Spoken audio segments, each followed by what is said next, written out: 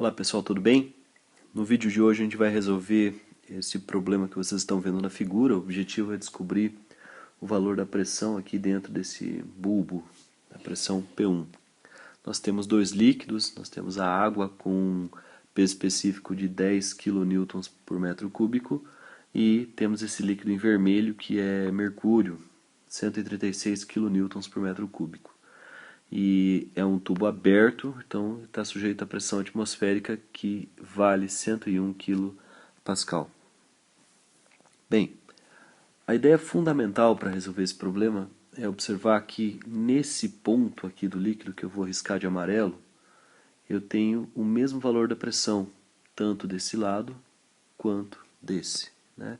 Porque são dois líquidos no mesmo nível.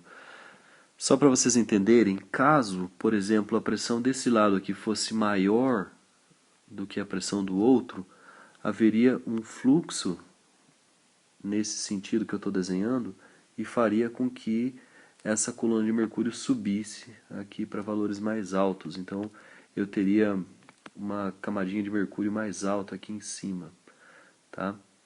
Essa é a ideia fundamental para resolver o problema. Então a ideia é que nesse nível aqui a pressão é exatamente igual, tanto de um lado quanto do outro. Sabendo disso, e como que eu sei, na verdade, se isso está acontecendo? Bom, eu sei porque o fluido está em repouso, isso aqui é um problema de hidrostática. Ele não está em movimento, portanto, se ele está em repouso, numa mesma altura do líquido, a pressão tem que ser exatamente igual. Tá? Essa é a física da coisa. Muito bem, para resolver ele, então, basta eu saber que a pressão nesse ponto tem que ser igual à pressão nesse ponto. E como que a gente vai matematizar esse negócio? Bem, quais são os itens que interferem na pressão até chegar aqui? É a pressão P1, que eu não sei quanto vale, então esse bulbo aqui tem uma certa pressão que eu não sei o valor, mais a pressão devido ao peso dessa coluna de água aqui, dessa coluna de fluido. Então essa coluna aqui exerce um peso sobre aquela parte em vermelho e eu preciso descobrir o tamanho desse peso. Então a soma do P1 com esse peso da coluna de água que eu pintei ali de amarelo tem que ser igual à pressão do outro lado. Vamos ver o que eu tenho do outro lado.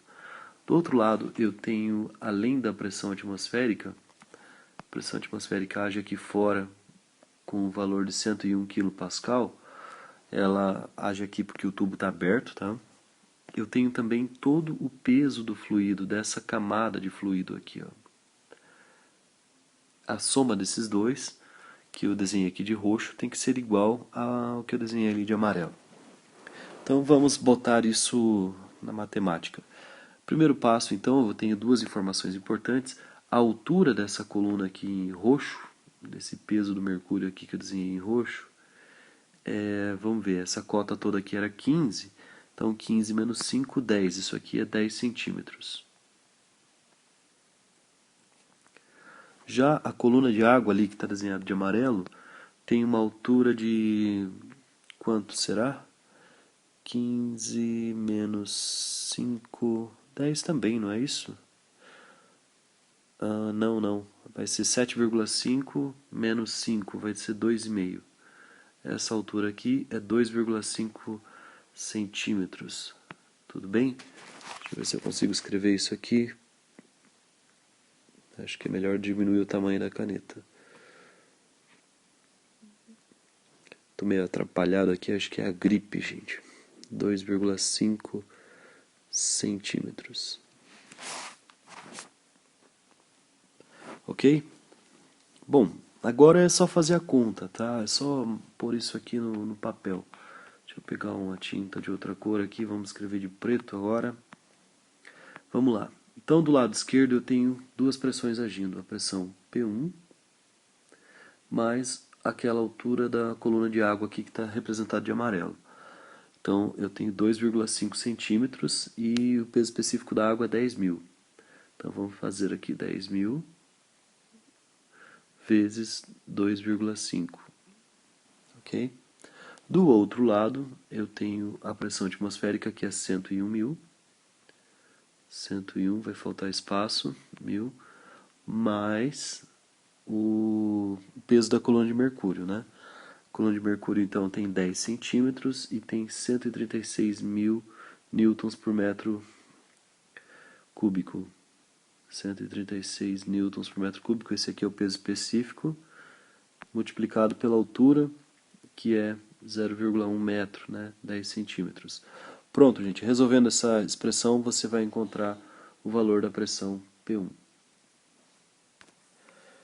E note o seguinte, que essa pressão que você encontra aqui, que será de 113.350, 113.300, deixa eu só arrumar isso, gente, tá horrível aqui, 113.350 Pascal, essa pressão aqui é conhecida como pressão absoluta, porque é ela mais a pressão atmosférica.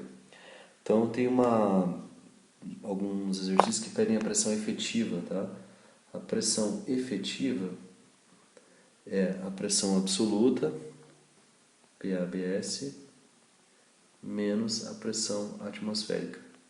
Ok? Então, se você quiser saber a pressão efetiva, que é esse item aqui, basta você fazer esse valor que nós encontramos menos a pressão atmosférica. E a pressão atmosférica é 101.000 kPa. Ok?